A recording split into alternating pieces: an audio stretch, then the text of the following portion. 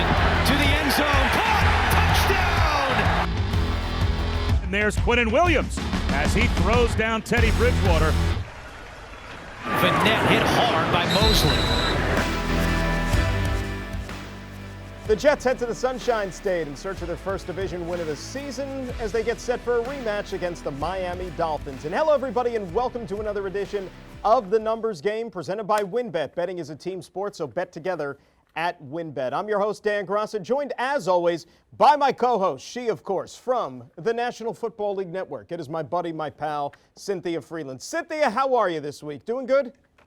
How is it already week 15? It's flying. It's flying. We're in the final quarter of the season. Let's hope we can get to the finish line unscathed with everything that's going on, of course, in this COVID world here. But before we get into our game, let's rewind into last week for a minute here with the New York Jets. A 30-9 defeat at home against the New Orleans Saints, and the Jets offense unable to find the end zone the entire afternoon. They were missing a lot of valuable skill players on the offensive side of the ball. Good news is they should get some of them back for the game against the Miami Dolphins. Now, one player that flashed on Sunday pretty much like he has all season long, and that, of course, is the play of linebacker C.J. Mosley, who was all over the field again last week, 17 tackles to lead the team. And Cynthia, when you talk about tackles, when you talk about being all over the place, C.J. Mosley seems to fit that to a T for this football team.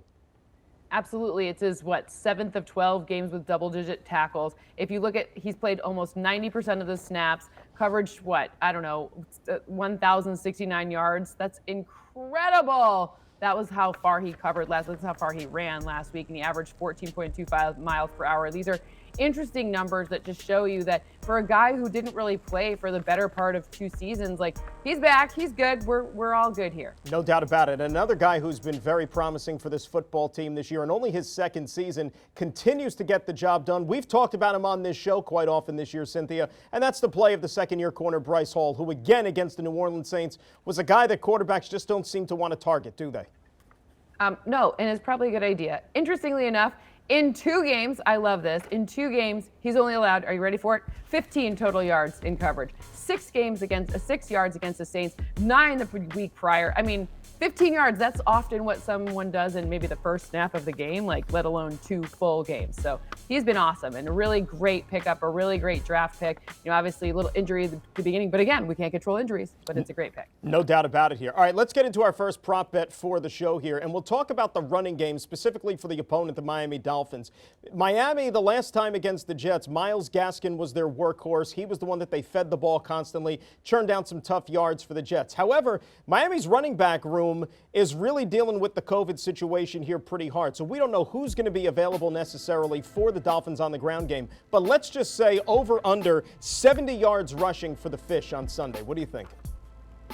Interestingly enough, I actually think it could be less than this pretty easily. It depends on who's playing, of course, but less than this because I think that they'll probably have to rely on Tua to do most of the rushing, which is a lower probability situation, which means we'll probably see an increased number of shorter passes. So I don't think the run game is going to be a source of strength unless they're back at full force. And, obviously, like we said, we hope everyone across the league is okay with all of these scary COVID outbreaks. But, it just kind of is what it is at this point. And what it is very confusing, which means it's a higher probability that there'll be shorter passes. And when you go with the overall body of work, the Dolphins only churn out about 79 yards a game on the ground anyway. So I agree with you here. I'm going to go with the under a little bit. Probably going to look to showcase Tua a little bit more. And you don't want your quarterback running around because you want to keep him upright and don't want him to take a nasty hit or something down the field. So we're in agreement. We both say the under when it comes to the Dolphin rushing attack in this football game. When we return here on the Numbers Game, we'll zero in a little bit further on this opponent, the Miami Dolphins, an AFC East rival for the New York Jets. This is the Numbers Game presented by WynnBET. Betting is a team sport, so bet together at WynnBET. People think betting is about what you know. It's also about who you're with. And with the WynnBET sports betting and casino app, you bet with Wynn. Ben, look at this. Look at this. New York plus 3.5 at home. They're 44-22. Greg, no New York bets. Hey! Hope you didn't bet on Boston. Shaq, did you bet on Boston? I went with Greg on this one. He has a whole system. Big payout, big payout, big payout, big payout. Ooh. Greg, Yes? what is the Greg system? I pick by color mostly. And welcome back to the Numbers Game presented by WynnBET. Betting is a team sport. Bet together at WynnBET. All right, Cynthia, you look at this Dolphins team now. You talk about a turnaround. They've won 5 in a row to get to 6-7. They're right in the thick of this AFC playoff race. Coming off their bye week, so we're going to have to see if they can work the rust off quickly. But if you really want to attribute the turnaround for this football team, you could really point to the defense, can't you? 100%. If you look to see what was happening in the beginning, they're allowing just, 29, a little more than 29 points per game in their first 8. And then in this 5-game win streak, 11 points per game. So a dramatic decrease. You've also seen an uptick in pressures and takeaways. So sack rate has gone up tremendously. They're averaging 3.8 in this win with 2.2 takeaways per game. Hugely, Jalen Phillips, their rookie, has come on really strong, 5 sacks in the last 2 games. So it's really the defense that has really sparked the change. And, if you can think back to that Ravens game, that was really the turning point where you saw the defense just win that game. The Thursday night really made life miserable for Lamar Jackson and company there. So if you go back to the first matchup between the Jets and the Dolphins at MetLife Stadium, big afternoon for the Joe Flacco-Elijah Moore connection. It was kind of Elijah Moore's breakout game. Had that long 62-yard touchdown catch and run here. Problem is, neither one of those figures to play this week. E. Moore still on IR, and of course, Zach Wilson back under center here. If you use that game, though, as a little bit of a trend as to how maybe the Jets and Zach can operate offensively, probably look to maybe that short passing game, which is something that they could take advantage of. Yeah, and if Michael Carter comes back, that's awesome. Then that will help very much. And you saw them use diversity of receivers to do that in this last game. There was a lot of Braxton Berrios really stood out. Very, obviously injuries. Again, we can't control injuries, so that it is what it is. And I think using those short passes will make the huge difference in this one. All right, so last time the Jets and Dolphins played, 41 points was the total, 24-17. Let's set our over-under total point bet here at 42.5 for the game on Sunday. What are you thinking?